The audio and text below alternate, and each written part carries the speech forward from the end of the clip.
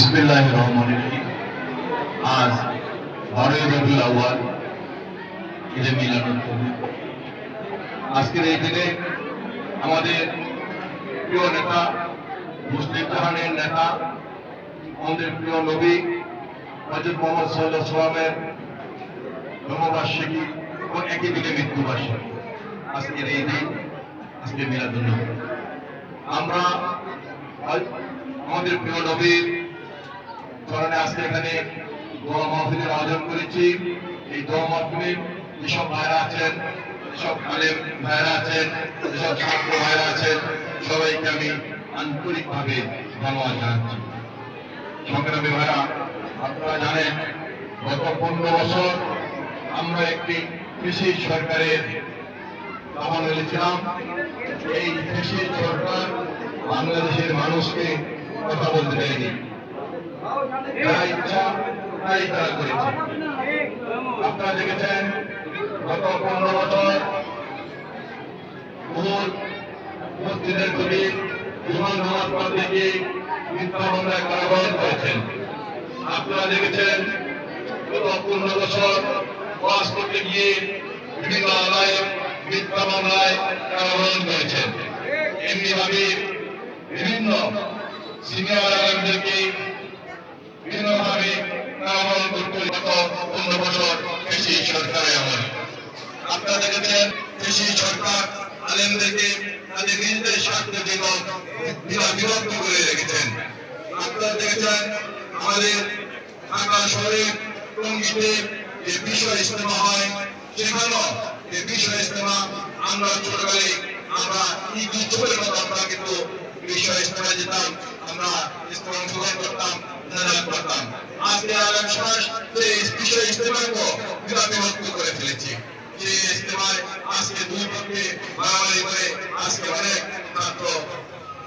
ছাত্ররা এবং অনেক আলেম মৃত্যুবরণ করেছেন। গত বছরও একজন ভ্রান্ত ভাইদের হামলা করে, এক পক্ষ আরেক পক্ষে হামলা করে অনেক ছাত্রী বন্ধুদেরকে হত্যা করেছেন। এমনিভাবে গত কৃষি সরকার তাদের নিজেদের করার জন্য আলেম সমাজকে বিভক্ত করে রেখেছিল। আজকে আমরা বিভিন্ন 16 বছর নেতৃত্বে এই কৃষি সরকারে আমরা পতন ঘটিয়েছি। আজকে আমরা একটি নতুন পরিবেশে আছি। আজকে আমরা পরিষ্কার ভাষায় বলতে চাই, আজকে বাংলাদেশের মানুষ আজকে কথা বলতে পারে। আজকে আলেম সমাজরা আজকে মন খুলে বয়ান করতে পারে। আজকে আলেম সমাজরা আজকে জুমার দিন প্রতিভা মন খুলে জুমার দিনে বয়ান করতে পারেন। বাংলাদেশের সাংবাদিক ভাইরা আজকে তাদের মন খুলে আজকে তাদের কলমে লিখতে পারেন।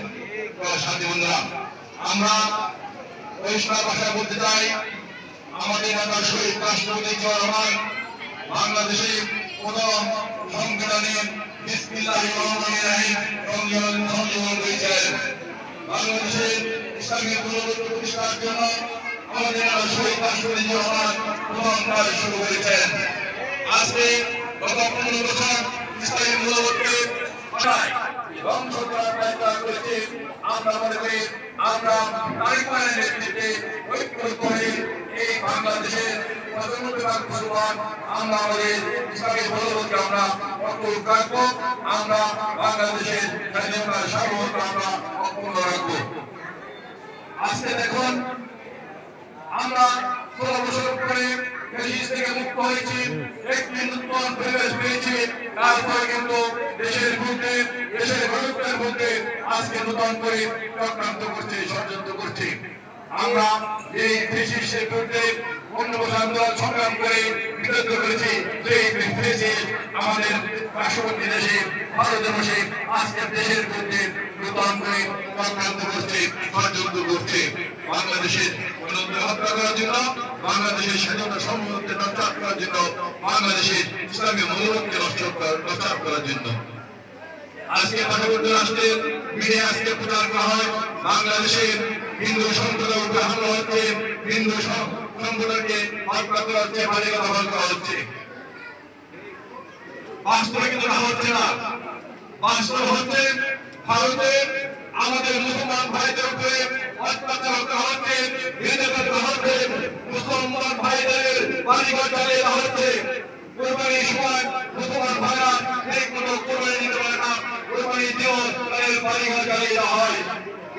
এখানে নিয়ে কিন্তু ভারত সরকার কোনো কথা বলে না।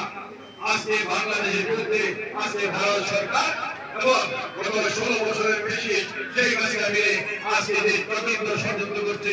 আমরা মনে করি আমাদের পার্টির ভারপ্রাপ্ত চেয়ারম্যান তারেক রহমানের নেতৃত্বে আমরা ঐক্যবদ্ধ হয়ে বাংলাদেশের যুব সমাজকে, বাংলাদেশের ছাত্র সমাজকে, বাংলাদেশের শ্রমিক সমাজকে, বাংলাদেশের আগামী সমাজকে ঐক্যবদ্ধ করে দেশের বিরুদ্ধে, ইসলামী মূল্যবোধের বিরুদ্ধে, গণতন্ত্রের বিরুদ্ধে যে চক্রান্ত করছে সেই চক্রান্ত আমরা সবাই মিলে আমরা প্রতিষ্ঠিত করব।